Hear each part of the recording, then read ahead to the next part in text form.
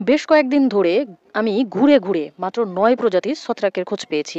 তবে এর সংখ্যা প্রায় ৭০,০০০, যা বিজ্ঞান চিহ্নিত করতে পারছে।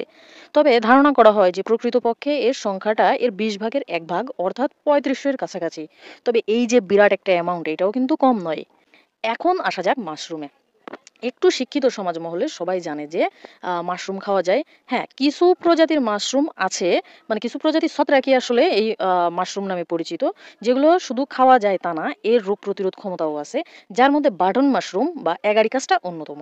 এবং এই যে মাশরুম এগারিকাস বা বাটন মাশরুম যেটা, এইটা কিন্তু পার কিলো প্রায় ৪,০০০ থেকে ৫,০০০ টাকায় বিক্রি হয় আমাদের দেশে। এটা আমাদের দেশের সুইটেবল সবসময় হয় না। তাপমাত্রা কম থাকলে ডিসেম্বরের দিকে বা এর কাছাকাছি সময়ে হয়ে থাকে।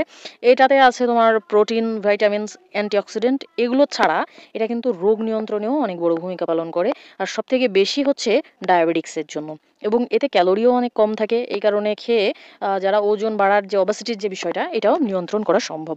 আর একদিকে যেমন এটা অনেক রোগের কারণ, আবার অন্যদিকে কিন্তু এটা অনেক উপকারী বন্ধু। এই কারণেই আসলে হয়তো বলে যে যেমন ভালো সেমন খারাপ।